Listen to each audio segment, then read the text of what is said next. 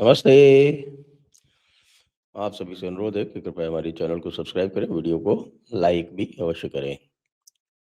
पता ये चला है कि अभी जो टेररिस्ट अटैक हुआ था, वो तो एक वानगी थी और वस्तुतः एक और टेररिस्ट पकड़ा गया है, जिस्सार वानी।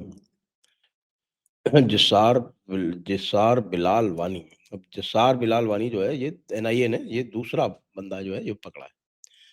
और इसके इंटरोगेशन से पता चला है कि साहब के तार कितने गहरे जुड़े हुए थे कि ये लोग हमास स्टाइल में ड्रोन और रॉकेट से हमला करना चाहते थे। ड्रोन्स को यूज़ करके, ड्रोन्स को मॉडिफ़ाई करके और उनसे ये बॉम्ब्स डालना चाहते थे मार्केट प्लेसेस में अ, और भीड़-भाड़ वाली जगहों में।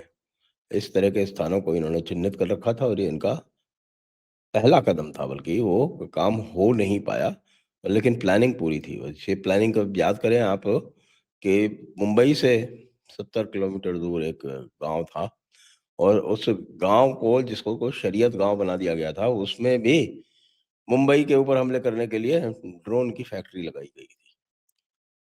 तो ये जो पूरा का पूरा ये जो जिहादी मामला है, अब ये वहीं पहुँच रहा है, जहाँ इनकी किताबों में लिखा हुआ है, इनका ये है कि भई दारुल खिलाफ़ा को रिक्लेम करना है।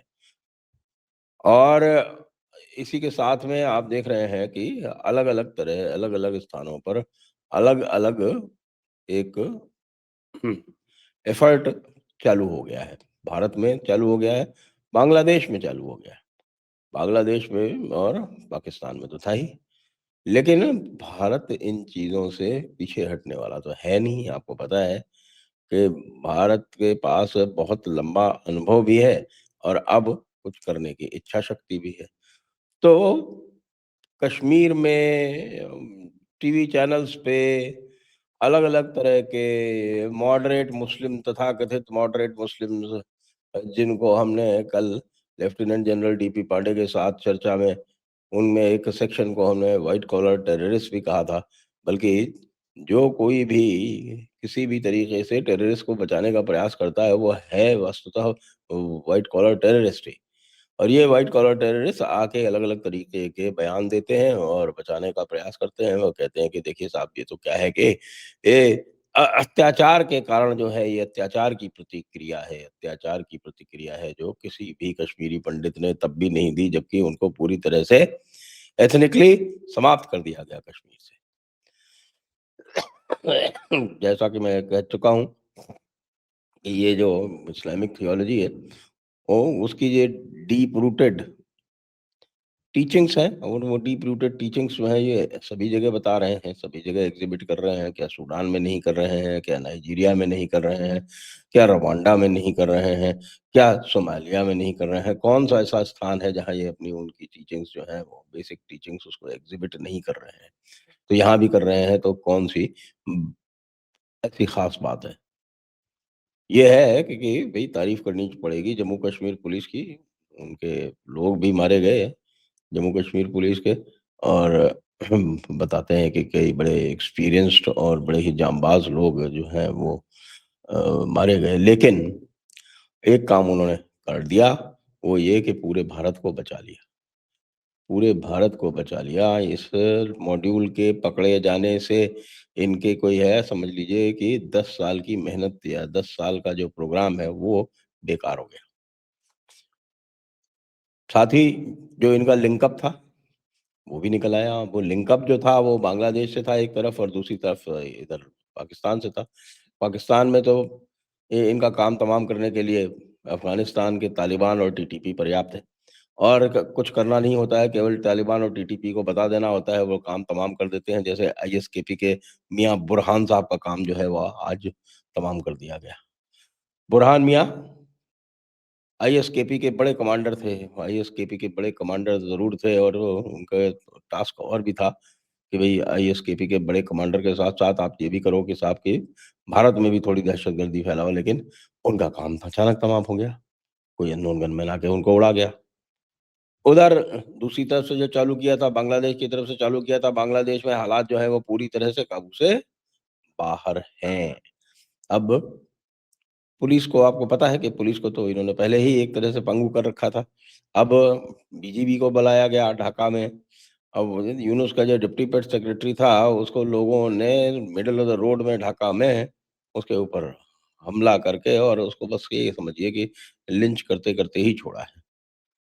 और यूनुस मियाँ का कंट्रोल अब बांग्लादेश से पूरी तरह से समाप्त हो गया है। पूरी तरह से मतलब पूरी तरह से समाप्त हो गया है और अब अवामी लीग के लोग जो हैं वो इस समय बांग्लादेश के बड़े हिस्से पर काबिज़ हो गए हैं। और हमारे जो वक़ारुज़्ज़मा साहब हैं वो गज़ब के हैं। वो वक़ारुज़्ज़मा साहब ने पिछली बार भी जब हसीना के खिलाफ जब इस तरह का हुआ था तब उन्होंने कुछ भी करने से मना कर दिया था। इस बार भी वो कुछ भी करने से मना कर रहे हैं। कह रहे हैं कि हमें क्या करना है, हम मिलिट्री हैं, हम बैरक्स में रहेंगे, हम बिल्कुल इसमें नहीं पड़ेंगे और हम कुछ भी नहीं करेंगे, आप अपने आप सँभालो। आप अपने आप सँभालो मतलब कम से कम हसीना वाजेद के साथ में शेख हसीना के साथ में तो ये था कि वो बड़े लंबे समय से वो पावर में थी और सारा का सारा सिस्टम उनका समझा हुआ था। इस बेवकूफ़ को तो कुछ भी नहीं आता, इस यूनुस मियाँ को तो। और इसलिए पूरा बंगाल जो है वो इस समय एक अराजकता की स्थिति में है। There is complete chaos there और इस कंप्लीट केओस में यूनुस मियाँ के पास ऐसा लगता है कि शीघ्र ही भागने के लिए कुछ उनको करना पड़ेगा। लोग भागने देंगे या नहीं देंगे, ये अलग चीज़ है। तो ये हाल दूसरे साइड का हो गया। अब दूसरे साइड में मैंने आपको बताया ही था कल कि किस तरह से आपके एलईटी वाले जो हैं वो आके और उनको वर्चुअल मेथड से उनको ट्रेनिंग दे रहे हैं, स्ट्रेटजी समझा रहे हैं, टैक्टिकल प्लानिंग कर रहे हैं और तो ये जो टेरर का जो तीसरा फ्रंट था, वो भी फेल हो गया। यानी कि मल्टीपल फ्रंट पे जो पाकिस्तान द्वारा प्लान्ड और डीप स्टेट द्वारा संरक्षित भारत को डिस्टेबलाइज़ करने का प्लान था, वो बुरी तरह से असफल हो गया। इसी में इसी में प्लान जो है एक छोटा-मोटा प्लान जो चलता है, वो राहुल गांधी वाला भी चलता है, जिसमें राहुल गांधी को ये टास्क दिया हुआ है कि किसी भी तरह से आप जो भारत की इंस्टीट्यूशंस हैं, ख़ास तौर से इलेक्टोरल इंस्टीट्यूशंस हैं, उनको आप डीलेजिटिमाइज़ करिए। लोग मान ही नहीं रहे हैं।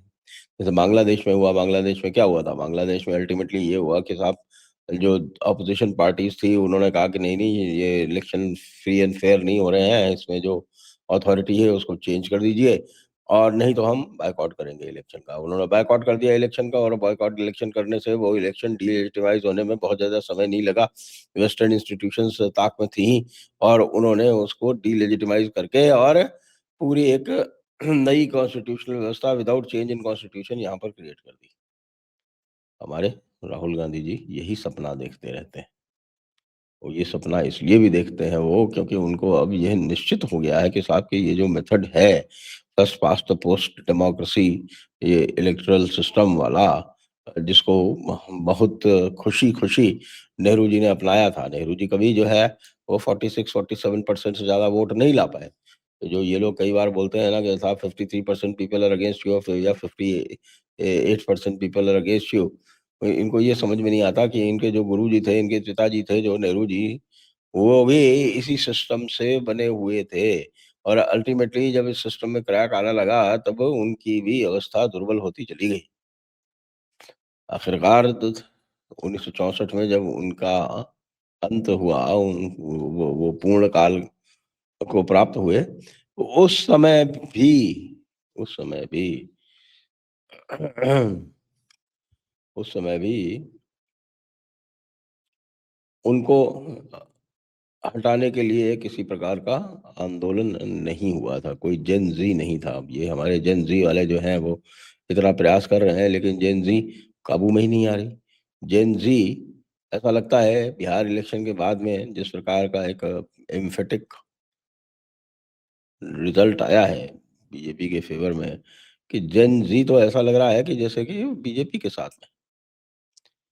और ये कारण है कि हमारी जेन ज़ी वो इस प्रकार से इंडोक्ट्रिनेटेड नहीं है जिस प्रकार से मुस्लिम जेन ज़ी है।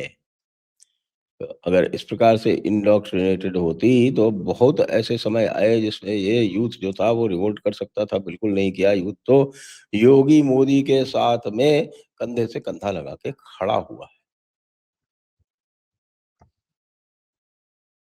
ड्रोन और रॉकेट, उधर से भी ड्रोन और रॉकेट चलाने की प्लानिंग हो रही है, बांग्लादेश से भी। प्लानिंग हो रही है, कैपेबिलिटी नहीं है वो बात अलग है। और इधर से भी प्लानिंग तो हमारे पाकिस्तान वाले कर ही रहे हैं, लेकिन पाकिस्तान वालों के लिए और भी खतरे हो गए हैं। पाकिस्तान वालों के लिए अब बुरी खबर ये है कि अब उनके जो तैयारे हैं, यानी कि फाइटर प्लेन्स, उनको अब अस्त्रा मार्क 2 की रेंज से दूर रहना पड़ेगा, क्योंकि वो अस्त्रा मार्क 2 की ट्रायल वायल हो गई है, अभी इंडक्शन का प्रोसेस जारी है। और इंडक्शन नहीं भी होगा तो ये समझ लीजिए आप कि हाँ, वो अब हमारे जो सुखोई हैं ख़ास तौर से, उनसे उनमें लैस हो गई ही मानो।